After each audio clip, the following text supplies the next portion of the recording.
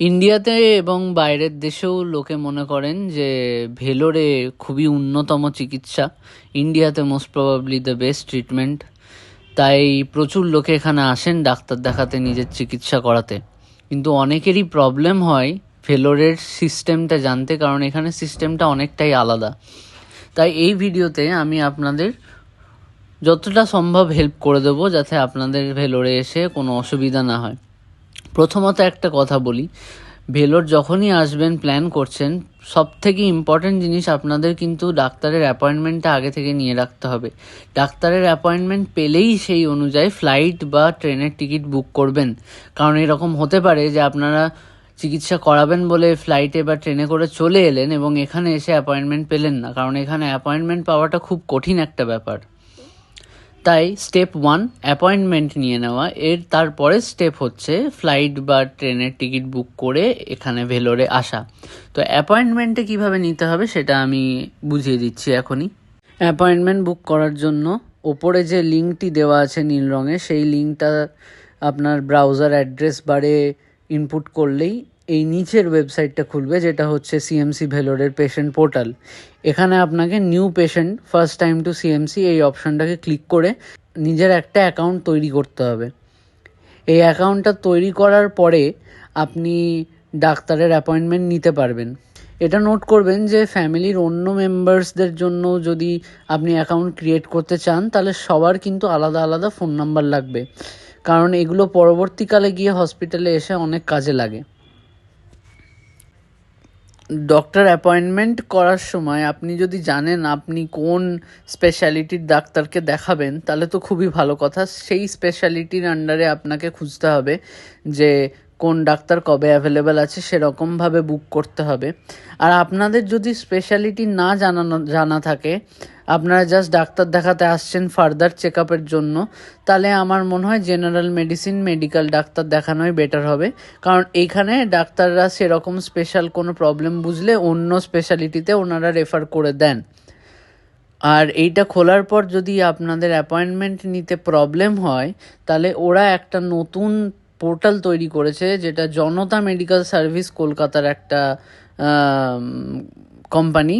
তারা এদের সাথে পার্টনারশিপ করেছে লোকজনকে অ্যাপয়েন্টমেন্ট দেওয়ার জন্য। এবার সেই অ্যাপয়েন্টমেন্ট পিছু পার অ্যাপয়েন্টমেন্ট এরা 250 রুপিস করে চার্জ করে। চিন্তা করবেন না, এটা লিগাল, কারণ এরা খ্রিশ্চান মেডিকেল কলেজের সাথে পার্টনারশিপেই এটা করেছে। এবার অ্যাপয়েন্টমেন্ট নেওয়ার 2 রকম সিস্টেম আছে। এখানে 2 রকম ডাক্তার পাওয়া যায়, একটা হচ্ছে জেনারেল, একটা হচ্ছে প্রাইভেট। জেনারেল ডাক্তাররা জেনারেলি জুনিয়র ডাক্তার হয়, আর প্রাইভেট ডাক্তাররা সিনিয়র ডাক্তার হয়। জুনিয়র ডাক্তারদের অবভিয়াসলি ফিস কম এবং সিনিয়র ডাক্তারদের ফিস বেশি। তবে একটা প্রবলেম হচ্ছে জেনারেল ডাক্তার ইজিলি অ্যাভেলেবেল, কিন্তু ওটাতে প্রচুর ভিড়ও হয়। প্রাইভেট ডাক্তারের অ্যাপয়েন্টমেন্ট পাওয়া খুবই কঠিন, দামও বেশি, কিন্তু এক প্রাইভেট অ্যাপয়েন্টমেন্ট থাকলে আপনার টোটাল জিনিসটা খুব তাড়াতাড়ি হয়ে যায়, ডাক্তার দেখানোটা। ভেলোরে হসপিটালে এসে আপনাদের প্রথম কাজ পেশেন্টের নামের অ্যাগেনস্টে তার কার্ডটা ক্রিয়েট করা। এই কার্ডটা সব জায়গায় দেখাতে হয় এবং কার্ডটাকে স্ক্যান করে অনেক জায়গাতে অনেক রকম ট্রানজ্যাকশন করতে হয়। তো এই কার্ডটা খুব ইম্পর্ট্যান্ট। এই কার্ডটা প্রথমে বানিয়ে নিতে হবে যে পেশেন্ট যাচ্ছে তার। আচ্ছা, এরপরে আসি হসপিটালে কীরকমভাবে প্রত্যেকটা সিস্টেম কাজ করে। আপনি ধরুন অ্যাপয়েন্টমেন্ট নিয়ে নিলেন, তাহলে যেদিন আপনার ডেট দিয়েছে, টাইম দিয়েছে এবং যে বিল্ডিংয়ে দিয়েছে, সেগুলো সব লেখা থাকে ওখানে। আপনাকে ওই মেনশনড টাইমে ওই বিল্ডিংয়ের ওই পার্টিকুলার ডিপার্টমেন্টের এমআরওতে যেতে হবে। এমআরও হচ্ছে মেডিকেল রেকর্ডস অফিসার। ওই এমআরও কাউন্টারে গিয়ে আপনাকে টোকেন নাম্বার নিতে হবে এবং এক্স্যাক্ট ক্লিনিক নাম্বারটাও ওরা দিয়ে দেবে, কত ক্লিনিক, কত টোকেন নাম্বার। এবার যদি আপনি বিলিং করে আসেননি, অ্যাপয়েন্টমেন্ট করে টাকা দিয়ে আসেননি, আপনি ডাইরেক্ট ভেলোর চলে এসছেন, তাহলে আপনাকে সিলভার গেট 600 বিলিং কাউন্টারে যেতে হবে। সেইখানে আপনাকে অ্যাপয়েন্টমেন্ট নিয়ে ডাক্তার বুক করতে হবে, যেটা লেটেস্ট কাছাকাছি হয়তো 1 দিনের মধ্যে বা 2 দিনের মধ্যে, বিভিন্ন ডিপার্টমেন্টে বিভিন্ন টাইমে ডাক্তার ফ্রি থাকে, সেটা ওরা আপনাকে দিয়ে দেবে। আচ্ছা, এমআরওতে ডাক্তারের টোকেন নিয়ে নিলেন, আপনার ডাক্তার দেখানো হয়ে গেল। এইবার কি হবে? এবার ডাক্তার আইদার অন্য ডাক্তারকে রেফার করতে পারে, সেই ক্ষেত্রে বিলিং কাউন্টারে যাবেন। এটা কিন্তু অনলাইন কোনো রকম ট্রানজ্যাকশান হয় না। এবার ডাক্তার যদি কোনো টেস্ট দিয়ে থাকে, তাহলে সেই টেস্ট যা যা টেস্ট ডাক্তার দেয় সেটার দাম কত কস্ট পড়বে সেটা আপনাকে ডাক্তার সামনাসামনিই বলে দেবে। ডাক্তার নিজেই বলে দেবেন যে এই টেস্টগুলোর এত পড়বে। তারপরে আপনি যে মোবাইল নাম্বারে রেজিস্টার করেছিলেন সেই মোবাইল নাম্বারে একটা মেসেজ আসবে যে এই টেস্ট পিছু এত টাকা আপনার পেন্ডিং আছে, সেইটা আপনি অনলাইন পেমেন্ট করে দিতে পারেন পেশেন্ট পোর্টালের থ্রু। এইটা করলে কি হবে, আপনার যে পেমেন্ট কাউন্টার, ক্যাশ কাউন্টারে আপনাকে লাইনে দাঁড়াতে হবে না। এইটা করে আপনি কাছাকাছি এমআরওর কাউন্টারে গিয়ে আপনার ব্লাড টেস্টের যাবতীয় যা কাগজ আছে সেগুলো প্রিন্ট করিয়ে নেবেন। আর আপনি যদি অনলাইন পেমেন্ট না করতে চান বা না করতে পারেন কোনো কারণে, তাহলে তো আপনাকে ক্যাশ কাউন্টারে গিয়ে লাইনে দাঁড়িয়ে এই জিনিসটা করতে হবে, সেক্ষেত্রে আর কোনো উপায় নেই। এবার যদি ডাক্তার মেডিসিনস দিয়ে থাকে, তাহলে মেডিসিনসেও সিমিলার ওরকম ফোনে মেসেজ আসে লিঙ্ক থ্রু, ওটা দিয়ে আপনি টাকা পেমেন্ট অনলাইন করে দিতে পারবেন। তারপরে আপনাকে এমআরওতে যেতে হবে প্রিন্ট আউট করাতে, তারপরে ফার্মেসিতে যেতে হবে ওষুধগুলো নিতে। আপনি যদি অনলাইন পেমেন্ট না করতে পারেন, দেন বিলিং কাউন্টারে যাবেন। বিলিং কাউন্টারে পেমেন্ট করে কাগজ নিয়ে ফার্মেসিতে চলে যাবেন, সেখানে ওরা আপনাকে ওষুধ দিয়ে দেবে। আচ্ছা, একটা জিনিস বলা খুব জরুরি, কি এইখানে যাবতীয় যা ডাক্তার প্রেসক্রিপশন লেখে বা টেস্ট দেয় বা যে কোনো রকম কাজ যা হয় সব কিন্তু সেন্ট্রালাইজড, কম্পিউটারাইজড। আপনাকে কোনো রকম কোনো কাগজ দেওয়া হবে না, বা যা কাগজ দেওয়া হবে সেটা নিয়ে আপনি কিছু বুঝতে পারবেন না বা কিছু করতেও পারবেন না।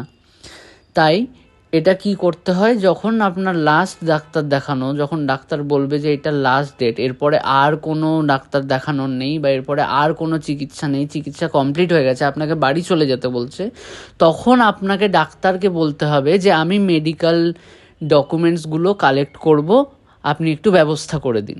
তো সেইটার পিছু ডাক্তার কিছু একটা টাকা নেবে, সেটাও আপনাকে বিলিং কাউন্টারে পে করতে হবে এবং এমআরও থেকে ডকুমেন্টগুলোকে নিয়ে নিতে হবে।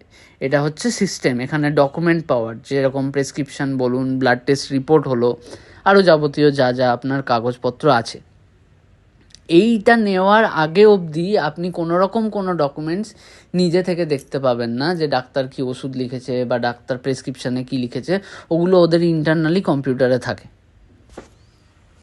আপনার যদি রানীপেট ক্যাম্পাসে কোনো অ্যাপয়েন্টমেন্ট থাকে, তাহলে এই সিএমসি ভেলোরের মেন ব্রাঞ্চ থেকে রানীপেট ক্যাম্পাসের জন্য রিপিটেডলি বাস ছাড়তে থাকে। একটা বাস ভর্তি হয়, সেকেন্ড বাস ছাড়ে, ওই বাস ভর্তি হয়, ছেড়ে দেয়, এরকমভাবে ফ্রিকোয়েন্টলি বাস ছাড়তে থাকে।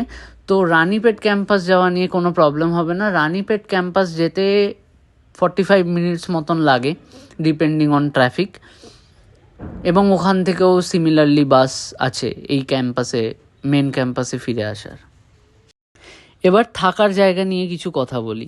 এই যে আপনি ম্যাপটা দেখতে পাচ্ছেন, এখানে আমি চারকোনা করে এই যে আরকট রোডটা মার্ক করেছি, এই রোডটা হচ্ছে খ্রিশ্চান মেডিকেল কলেজ সিএমসি ভেলোরের গায়ে লাগা যে মেন রোডটা আছে।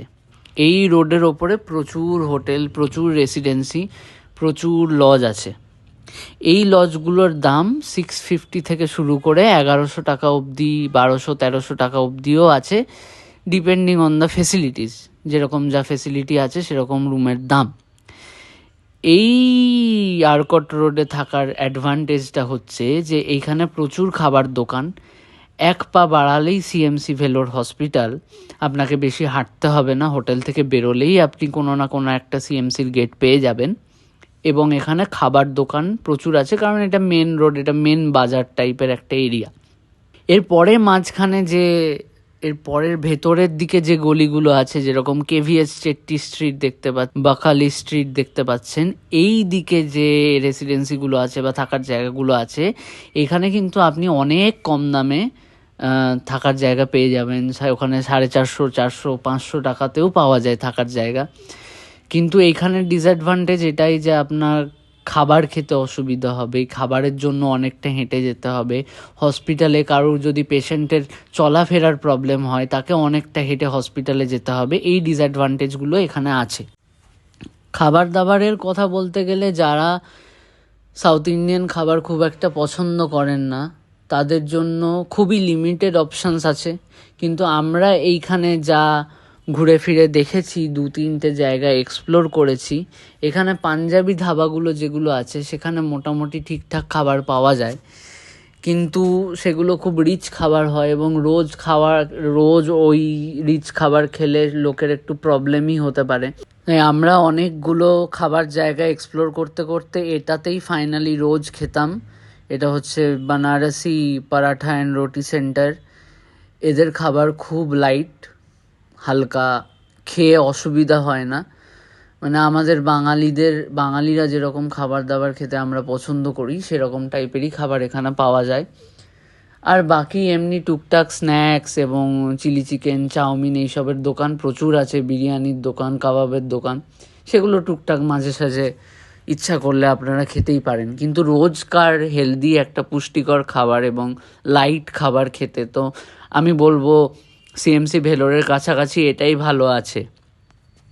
আর আপনারা যদি সাউথ ইন্ডিয়ান খাবার পছন্দ করেন, তাহলে তো প্রচুর সাউথ ইন্ডিয়ান খাবারের দোকান আছে, সেটা তো বলাই বাহুল্য।